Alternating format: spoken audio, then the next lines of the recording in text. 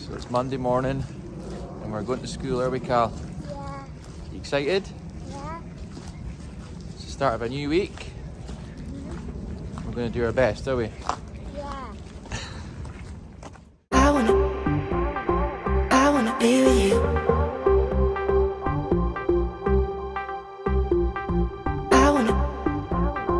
I wanna be with you.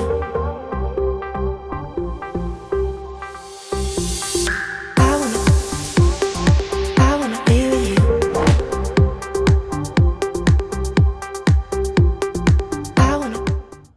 So guys, here's a look at my current program, the 2 strength-based sessions that I'm doing every single week. As you can see, I've prioritized 4 movements on each session, 4 big compound exercises that I want to improve on strength-wise as well as technique. If I have time at the end of these sessions, I will put in some bonus exercises. So session A, some isolated leg work, and session B, some isolated arm work. This whiteboard here is showing you how I progress an exercise over a 4-week period. So I calculate the volume of each session of each exercise. So 100 kilos times 6 reps would be 600 kilograms of volume. So I do that for every exercise and I total up the volume at the end of the session. And my aim over a 3-week period is to increase this total volume so that I know that I'm progressing on this exercise.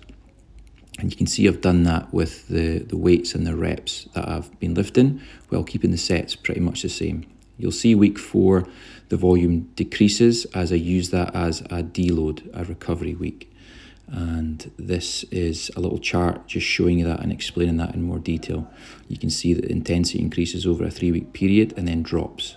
But then the second block, it goes through the same process and the intensity continues to increase. And this is just how I program an exercise, and you can do this with every exercise that you do in the gym. I do it with the main exercises and not the isolated ones. So Monday morning workout done. It's the first one of the week. A little bit earlier than I would have liked, but I'm away from my booster jab, so I had to get up, get it done early doors. I prefer to train a little bit later on in the afternoon, but thinking about my goals and the reasons why I want to do this gave me that little bit of impetus to just get down to the gym early doors and get through it, and I'm super glad I did that. I really appreciate everyone who's commented on the first video.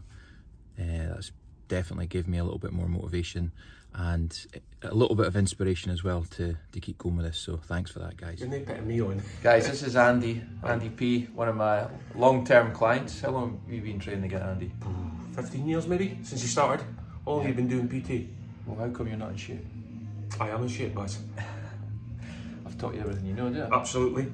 So, Andy's accountability on a Tuesday Oh, no, Baz, we're not doing this. is hitting the scales, alright? Okay. So, come on, Andy, let's go. He's just busy slagging me off for my before pictures, were you, Andy? Yes. No, press the on button with your foot. Oh, The front. yeah. Oh, okay. No, gee whiz. There's a wee button under. No. Oh. If you could put it on, that would be a start, would it? Right, let it go 0. Okay. Right, get on the scales, mate.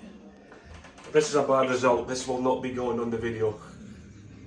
I'm saying you've just been slagging my pictures off, have you? Aye. Absolutely. Well done, mate. Right, well, we'll get that recorded and then we'll get training. Yeah? Perfect. Nice one.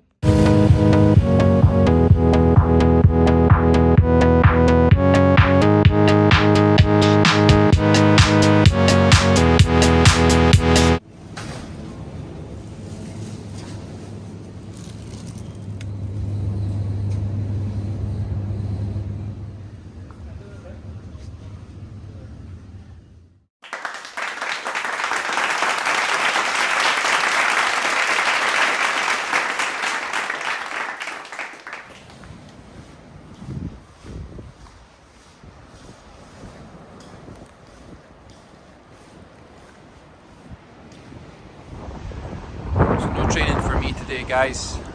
First little hurdle is the booster jab from yesterday has brought me down a little bit. Got a big swollen armpit and just generally feel a little bit crap. But other than that, everything's going fine. So I'm down the beach, getting some steps in, getting some fresh air, taking in a lovely view as well. And yeah, have a little snack to keep me going as well.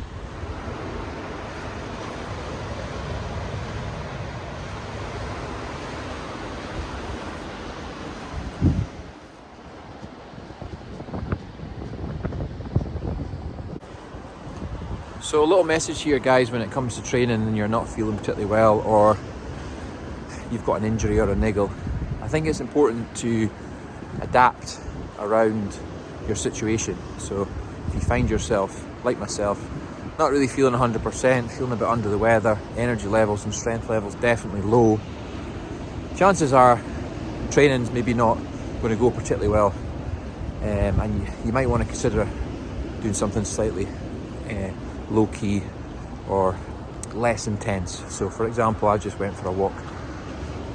Flip side, if you feel really good, you've got plenty of energy, but you've maybe got a sore knee, a sore ankle, maybe something's up muscular wise, you don't necessarily have to stop training altogether. I'd encourage you to get to the gym, go to your session, but adapt to your training so that you don't make your situation any worse.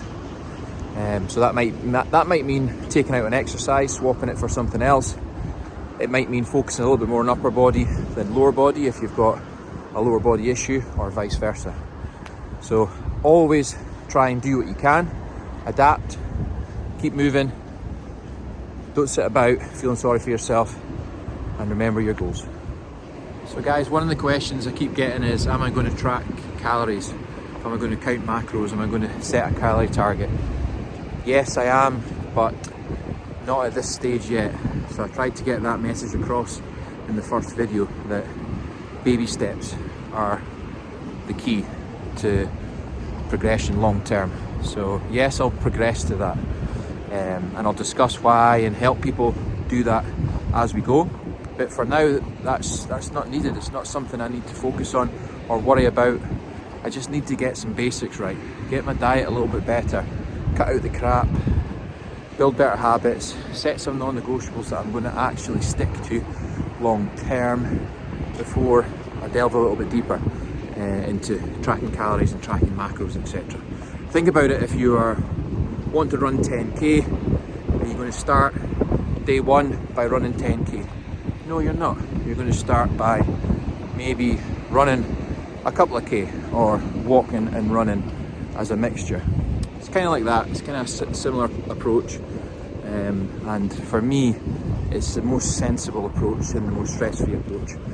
I want to get to my goal with as little pain as possible, and I also want to be able to maintain my goal afterwards. So yeah, I'm working for 16 weeks to achieve something, but I want to be able to maintain some of that progress as I go forward for the rest of the year and in life. So just giving guys a framework to work to. Week one was nice and simple, but we'll progress onwards to more complicated methods as we go. But for now, just enjoy the fact that it's not that hard. So guys, here's a look at how I'm going to approach week 2 with my nutrition. So I'm keeping it more or less as it is, continuing to build better habits being the main theme. It's only been 7 days. I am going to make more of an effort on the food prep front and to keep myself organised, and couple that up with a menu plan for my evening meals, which will again help keep me organised and on track. I'll put a little bit more focus on food labels. So if I am in the supermarket and I am looking to buy things on the hop, I will make sure that I'm reading more food labels, understanding calories. And this is something that I would really recommend you guys to do, especially before you progress on to using MyFitnessPal and tracking calories and macros. So Claire's got new shoes. She doesn't have any skills. It's a big thing. It's a big thing. She's fair tricket. Aren't you, Claire? Right, come on, show us something. We're here to work out as well. We're warming up, guys. Really essential, important when you're training. You've got to warm up. So it's Wednesday, and thankfully the swelling in my armpit has went down, which is great because it felt like I had a set of bagpipes underneath there. It wasn't particularly comfortable. So training today, hopefully it'll go well. I'm doing these daily weigh-ins, so I've got to take into account and appreciate the fact that, you know, my weight is going to increase in some of these readings. It's not going to be just a downward process every single day. I think if you decide to weigh yourself every single day, you really need to understand that that's going to happen and not let it affect your confidence, affect your motivation to keep going. This is just a natural thing that happens. A lot of people are asking me, why am I weighing myself every day instead of once a week? One of the reasons is I want to have as much data as I possibly can, and I want to be as accurate as I possibly can with my weight loss. Sometimes when you weigh yourself once a week, you may weigh heavier on the 7th day than you were exactly a week ago, but you could be progressively losing weight on all other days. So sometimes it gives you a false reading to where you're actually at. And this can sometimes affect motivation, confidence, and overall adherence to the program. And the second reason is accountability. Weighing myself every day gives me great accountability to the goals that I've set myself. As you can see on the chart, my weight fluctuates day to day. And when you weigh yourself every day, you've really got to accept that this happens. So if you're the type of person that steps on the scales and freaks out, or you have an unhealthy relationship with your weight and the scales, this isn't the best approach for you. So my weight at the start was 91.4 kilograms, and today my weight is 89.4 kilograms. So in that first week, or just a little bit over a week, I have lost 2 kilograms. I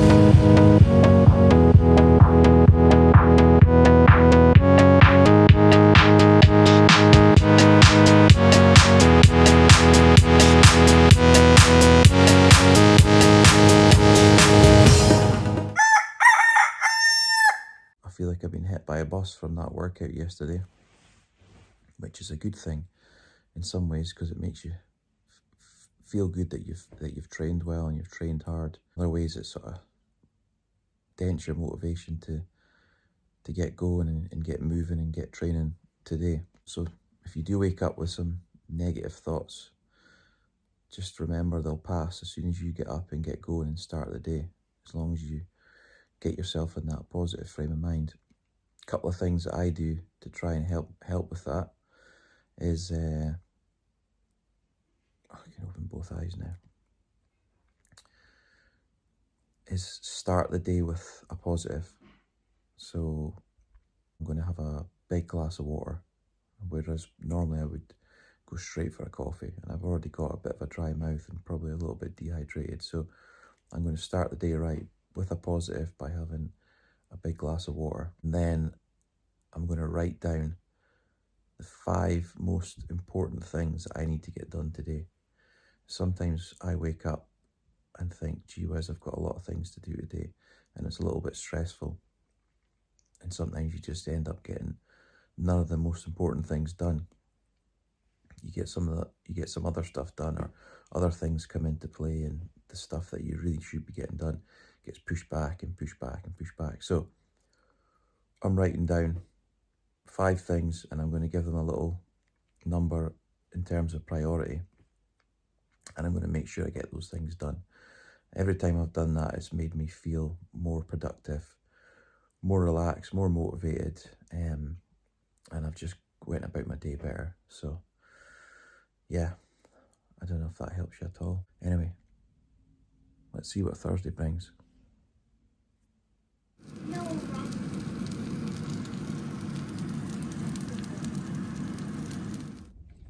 A couple of training tips for keeping motivated and keeping focused through your session. Don't take your phone into the gym. I'm contradicting myself because I'm filming all the time just now, but it's actually a little bit of a distraction as well. And it's taken a little bit away from the quality of the session. I always find if you get rid of your phone, put it in a locker, put it in your bag, or just don't look at it, you're going to be much more productive. You're not going to hang about as much in between sets, your intensity is going to be higher, you're going to be more focused, mentally you're going to switch off better. Another big one for me is concentration. The gym's fun. The gym, it's always fun. It's fun for me anyway, no matter what, but it's kind of serious as well, and there's no really getting away from that.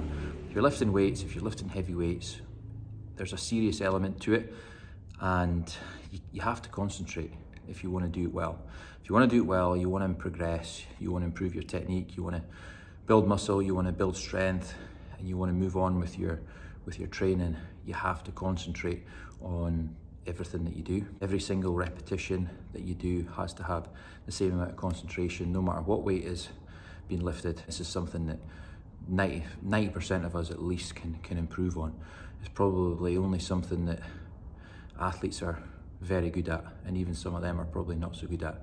It's something that I've tried to get better at over and over the years and try to instill in my clients. Remember your goals, guys. You're going to the gym to improve, so give yourself the best possible chance. The less distractions you've got, the better, and the more you focus and concentrate on what you're there to do, the better. I wanna be with you.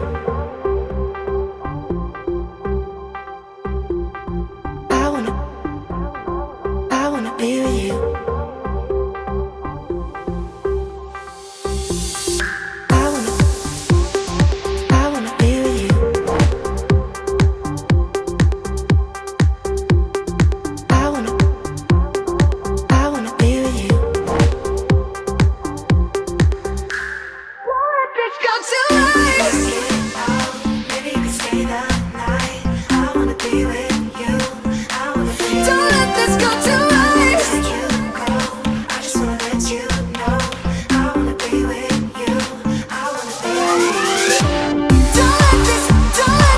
So guys, Friday lunch on the hop, didn't have anything prepared, so nipped up to Sainsbury's and picked up a few things that I would consider within sort of my calorie range for lunch, and fairly healthy, getting in enough nutrients and protein. So what have I got?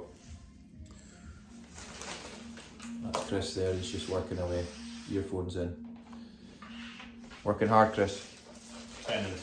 So what we have got chicken harissa. I've had this before, I've had it once before, and it's very tasty actually, really nice. So that's coming in at 350 calories, so maybe for a lot of people, you know, that would maybe be enough, or maybe a little bit more than that. Big lad, as you know, so I need a little bit more calories. Yo Sushi crispy salmon rolls. I probably won't use the crispy onions and the soya. I'll just eat the sushi as it is, and that's coming in at about 200 calories. So we're already up to the 500 mark. Figured the protein might be a bit on the low side, so grabbed myself some of these. They're really quite handy actually. Wafer thin chicken slices.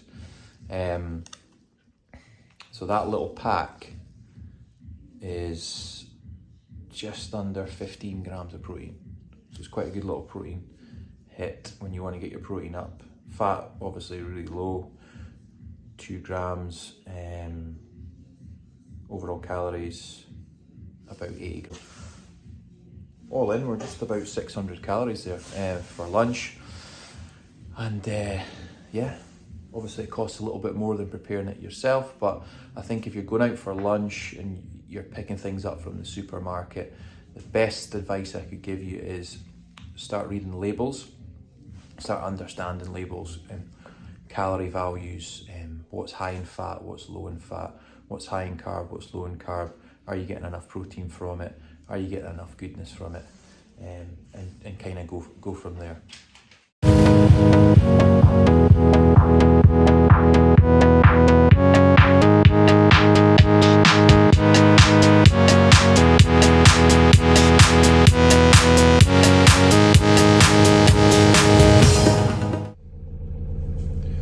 So Saturday morning we have decided to go for a walk stroke cycle.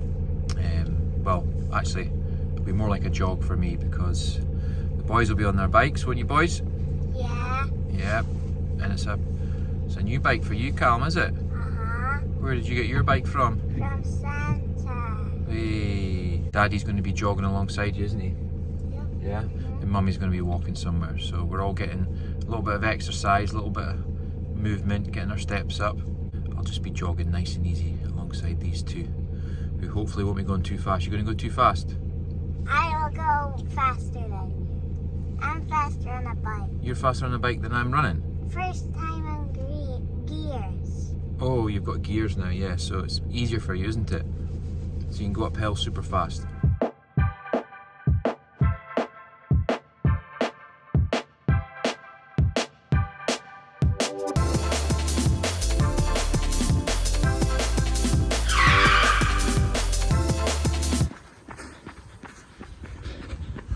Yep, there are mills in front of me.